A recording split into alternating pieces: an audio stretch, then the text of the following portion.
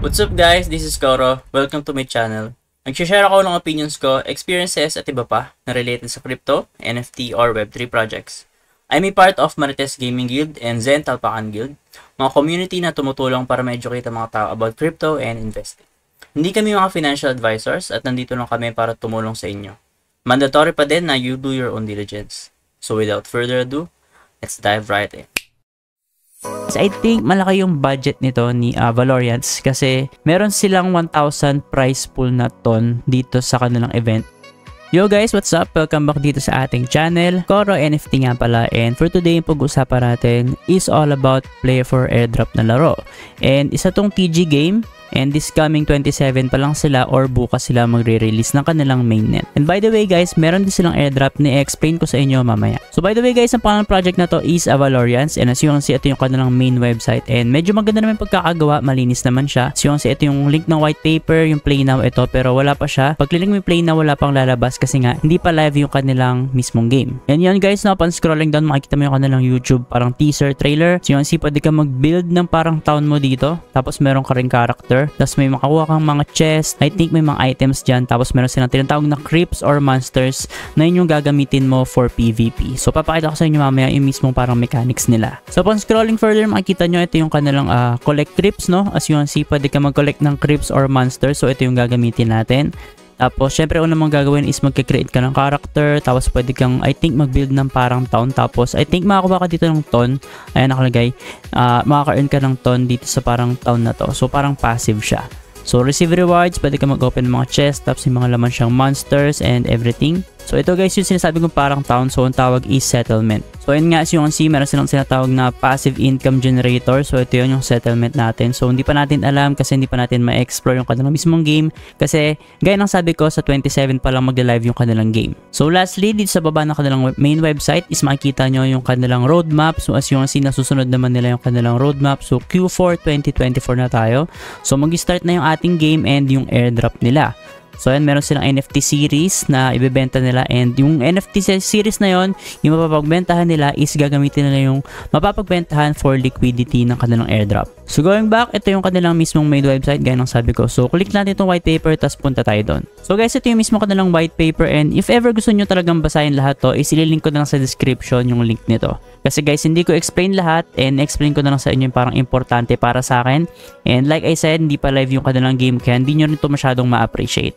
So, why airdrop? So, as you can see, meron silang tinatawag na airdrop. So, developed by gamers for gamers. So, para sa kanila kasi mas maganda na magbigay sila ng airdrop sa kanilang community. So, pinapahalaga nila yung community nila. Tapos, gaya ng sabi ko kanina, magkakaroon sila ng Hero NFT series na sales. Tapos, yun yung gagamitin nila pang liquidity ng kanilang airdrop during the TGE. And at the same time guys, meron din silang strategic liquidity injections. So mag-inject sila ng mga liquidity dito. So within 6 months, no, after launch daw ng kanilang token, I think, is mag-insert din silang liquidity para hindi maubos yung mismo liquidity ng kanilang token. So guys, ito yung parang explanation na lang kanilang airdrop version. So ito yung sa TG game nila, no. So gagawin mo lang dito is mag-spawn ka ng creeps or yung monsters mo. So magiging parang dalawang lane kayo dyan. So one lane for you and one lane for your enemy or yung ka-PVP mo. Tapos pero meron siya dong parang human. So, magde-deploy ka doon ng mga monsters or creeps. Tapos, pupunta yun sa lane niya. Tapos, kailangan niyang i-defend yung mismong parang castle niya or kanyang tower. So, same din sa kalaban mo. Magde-deploy siya ng kalaban. Tapos, mas maraming kalaban ma-deploy niya or mas malakas is possible na matalo ka. So, kaya meron silang pinapakita dun sa kanilang parang teaser trailer na may mga merge pa silang tinatawag or I think level up para I think mas lumakas yung mga creeps natin. So, para naman guys sa kanilang upcoming game, para medyo may konting idea kayo paano gagawin natin is, una natin gagawin is, pupunta tayo sa kanilang Telegram bot, which is hindi pa lumalabas right now kasi nga mag-i-start pa lang yung kanilang campaign or yung kanilang game. And as you can see, no, sunod natin gagawin is to join sa kanilang TG group and channel, tapos magkikreate tayo ng captain, tapos maglilink tayo ng ating Ton wallet. So if ever wala ka pang Ton wallet, make sure na mag-generate ka ng Ton wallet mo, tapos make sure na tandaan mo yung seed phrase mo para hindi mo makalimutan yung mismo account mo or yung mismong wallet mo. Next is mag-build tayo ng parang city or yung ating settlement. And if ever meron tayong settler NFT, which is yung magkakaroon sila ng sale, i-stake natin siya para magkaroon tayo ng multiplier. If ever wala naman tayo wala tayong multiplier, okay lang yun, magkaka-earn pa rin tayo dito. And next naman, yung ating step 7 is complete quest to earn gold. Tapos pwede mong reinvest yung makuha mong gold in-game para ma-unlock and upgrade yung mga buildings mo. Tapos syempre ito na yung mag-i-spawn ka ng creeps or mag-mint ka ng mga creeps or yung mga monsters para magamit sa PvP. And then upon battling tapos winning ng kanilang mga PvP is makakuha tayo ng rewards or mga chest. So ito guys yung kanilang Settler NFT series. So ito yung magkakaroon silang sale. Pero wala pa nakalagay na idea dito kung magkano yung magiging presyo. Pero I think ito yung mga parang mga ano nyo, function or perks and as you can see. So tier at meron tayong rare, epic, and legendary. So may mga variants yan. Tapos mga crit damage na nakalagay dito. Tapos ito yung airdrop perks guys. If wala kang NFT, wala kang multiplier or 1 lang.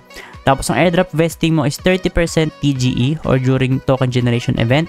Tapos 70% is linear vesting over 6 months or I mean 12 months. Tapos yung rare naman natin, ang multiplier natin is 1.5. Mas tataas yung TGE natin. So 40%. Tapos epic 2.5. TGE 60. Pag meron kang legendary, ang multiplier mo is 5 tapos TGE mo 100%. Meaning, makukuha mo ng buo yung mismong airdrop mo. So, I think dapat mag-aim tayo dito nitong legendary, no? So, sana pala rin tayo. If ever, mag-mint man tayo nitong ating Settler NFT. If ever wala ka naman NFT, okay lang din naman. 1 yung multiplier mo tapos TGE mo 30%. Yun nga lang guys, hintayin mo yung ibang airdrop mo and vested siya for 12 months. So 70% hatiin mo siya sa 12 months, yun yung makuha mo per month. And nga pala guys, I think malaki yung budget nito ni Valoriants kasi meron silang 1,000 prize pool na ton dito sa kanilang event. And mag-start to tomorrow. November 27, 2 PM UTC. So, ang start natin yan sa atin sa Philippines time is around 10 PM. Tapos guys, mag-end naman yung event na to on December 7, 2 PM UTC or 10 PM din sa Philippines time. And para guys, mapakita yung mismong kanilang details sa kanilang parang campaign. As you can see, meron tayong 500 ton na nakatuon para do sa referrals nila. So, 1 invite, meron ka makuha 0.01. So, meaning kapag ka meron kang invite na 100, so makuha ka ng 1 ton token. So, ang presyo yan right now is around $5 to $6. So, okay na rin yun. And if ever marami ka namang kilala, mag-invite ka lang naman, wala silang gagastusin, is pwede ka mag-grind nito ng invite. If ever naman guys, premium user ng TG or Telegram, yung ma-invite mo is 0.05 ton yung makuha mo. Next naman guys, during sa kanilang campaign nito, starting tomorrow 27 hanggang December 7, kapag nakapasama ka sa kanilang top 10 leaderboard, meron kang 10 ton, so each yun, no? So top 200 naman leaderboard is 1 each. And lastly, meron silang naka-allot dito sa kanilang debugging and exploits. If ever may makita kang bug or mga exploits, pwede mo i-report tapos makakuha ka ng ton din as prize. So, meron din silang leaderboard dito.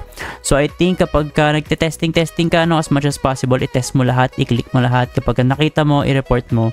And possible, makakuha ka ng ton reward. And ulitin ko guys, ang start time nitong kanilang event is tomorrow, November 27, 10 PM PH time. And ang end nito is December 7, 10 PM PH time. And by the way guys, lahat ng link nila, yung Telegram, yung website nila at iba pa is ililink ko sa ating description para hindi kayo maligaw or hindi kayo mapunta sa mga scam links. And be aware lang kasi may mga nagpi-PM minsan kapag mga gantong malapit na yung mismo mga NFT games, lalo na parang medyo sikat tong si Valoriants, baka may mag-DM sa inyo tapos manghingi ng mga investment.